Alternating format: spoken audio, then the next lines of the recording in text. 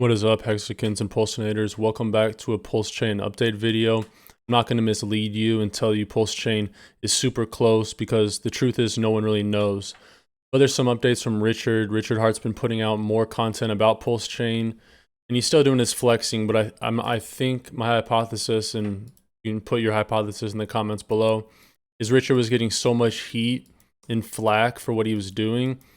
And also, I think these developments are just popping up. I think it's a mixture of both. But this came out from Richard the other day, 7 hours ago, and just shows the transactions per second, blocks per second, and it shows that the testnet version 3 has been running for 19 hours and essentially calibrating all the blocks. And he gave another update, really technical developer jargon here. Pulsechain Aragon client status as of today, unless you're a developer, and even if you are a developer, this stuff's really hard to understand. The bodies are all downloaded now into indexing and Merkle tree building stages. None of us really give a 2 cents about any of that stuff because we just care about Pulsechain coming out and being successful, but this is the nitty-gritty details that are going to prevent glitches, that are going to prevent people losing their money, and problems like that would ultimately just ruin the network. Imagine Pulsechain comes out, there's a fatal flaw, hundreds of millions of dollars are lost somehow through an exploit.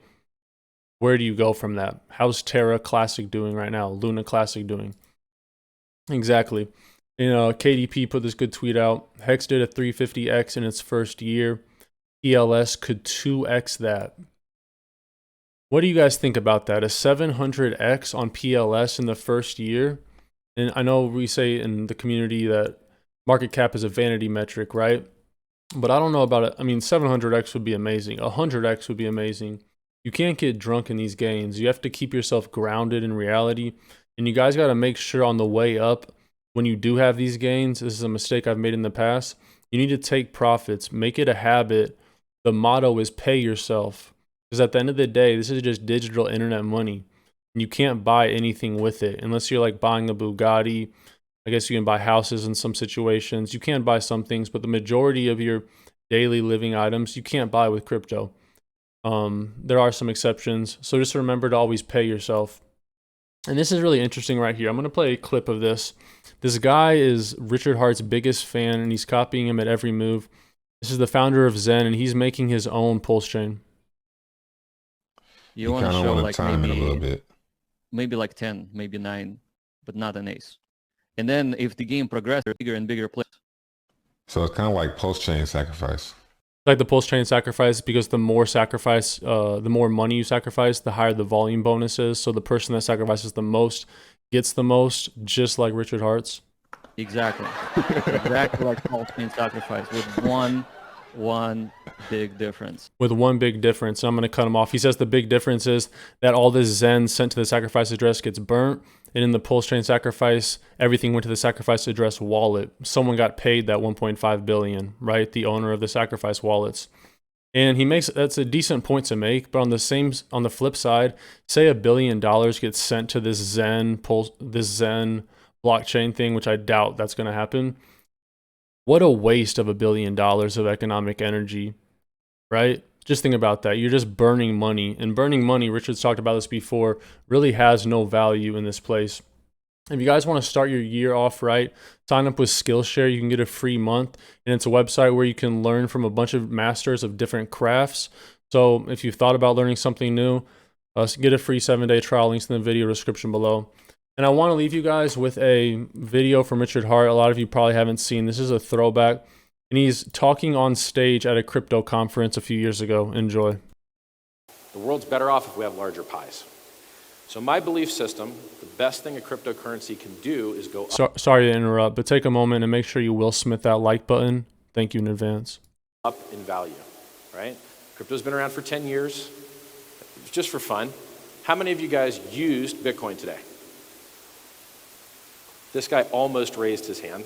That guy raised his hand. I'd say there's maybe 100 people here. So that's 0.5% maybe used Bitcoin, right? Why? Because it's not that useful, right? If you want to buy something with Bitcoin, they can't rebill you, right? You can only pay them once. You can only push the payment. So that breaks any subscription model. Can't do it. Then that guy, if he wants to rebuy his Bitcoin, he has to pay, if he's on Coinbase, 0.5% fee to get in. Or he goes to an ATM and he pays a 10% fee to get in to replace his coins. Now, when he sends his coins to that company that he paid 1% to 10% to get, he can't charge them back if they screw him. And he doesn't get any reward points, and he can't do rebilling, which is the reason we don't have adoption for this stuff. Now, I tell you the truth about Bitcoin, which most people want to hear, do not want to hear, because all of you guys either own crypto or want to, that's why you're here, right? You have to understand that even though it can't cure cancer, it's still the highest, fastest appreciating asset that's ever existed, and that should be enough for you. It doesn't need to cure cancer. It doesn't need to actually do payments well. We're lucky that it does store of value well enough. Now, how much is store of value worth? Gold's worth $9 trillion. $9 trillion. A couple months ago, earlier this year, it was worth $7 trillion. It's up 30% this year. That's a lot of money. Do you think if you bought gold, you're going to get a 10x? Do you think it's going to go up to 90 trillion anytime soon? Nope, it's unlikely. Why? Because the larger economic mass that exists, the harder it is to move it, the harder it is to get really insane returns. Now, I got into Bitcoin and mined full blocks myself without a pool, right? Because back then there were so few people involved that you could just turn your GPU on and mine as many coins as you wanted. That epic died very shortly after I got into it. It got very hard to make coins. It got so hard to make coins you can't make them with GPUs anymore, which is a problem, right?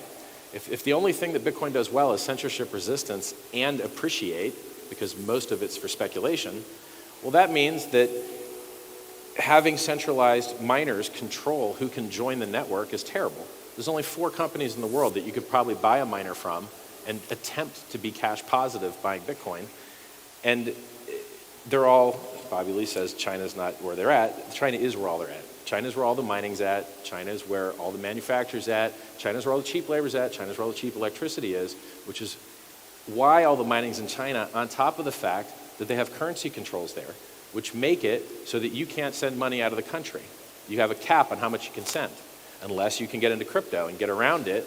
And so it's the perfect storm of all of crypto being successful in China more so than anywhere else, because of capital controls, because of cheap labor, because of electronics manufacturing in Shenzhen, and because they love gambling over there. And because speculation is such a large component of cryptocurrency valuation, the Chinese run it. There was a token called Plus Token in China that owns 1% of all Bitcoin now. Straight Ponzi scheme. Ponzi scheme is where they promise you that they're going to return you a lot of money, but they don't actually do it. They run out of money. They pay you, they get new money from these guys, they give it to the old guys, but eventually they can't do that anymore, and then they just exit scam with whatever money they had. These guys exit scammed with $1 billion. They have 200,000 Bitcoin. They've got, I think, 600,000 Ethereum. They also got a lot of US and other stuff. Now, those founders got arrested and extradited to China. I think the main guy is still free. And it sucks for me because I want to know where their coins are so that I can stop them from claiming these, because I don't want to give them free money, right? I'll give you an example. So what does this mean? I think that you can build a better Bitcoin. I think that Bitcoin has a lot of problems. I've been in Bitcoin since the beginning. I'm an expert on it. And there's things that I wish it could do better, right? So the mining ecosystem is terrible. What are we doing in mining? We're protecting ourselves. From what? The miners themselves. It's a protection racket. It's a scheme. The only people that can attack you are the same people that you're paying, please don't attack me. And what do they do with that money? They take that money that you give them and they sell it on the market, pushing the Bitcoin price down to give it to electric companies to pollute the environment. Now, we have to do that in Bitcoin because that's a security model. We use proof of work, but they're overpaid. And there's a lot of cryptocurrencies that move a lot of value that produce less waste and less pollution, right? So let's do a thought experiment. If we wanted to generate a new cryptocurrency with the goal of appreciating faster and higher than any other crypto had ever done before, how would we do it? Well, we'd need a lot of people to buy it, right? Well, who's the easiest people to get to buy crypto? People that already have crypto, because they can't spend it anywhere else. And they want to make more ROI. And if you're a Bitcoin holder, the only way for you to get more coins is to lend them out on exchange and take the chance you never see them again. Exchanges get hacked all the time, right? You can lend. And that's the key to the highest appreciating asset.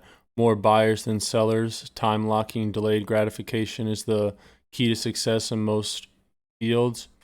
And that's why Hex did so well. Thanks for watching.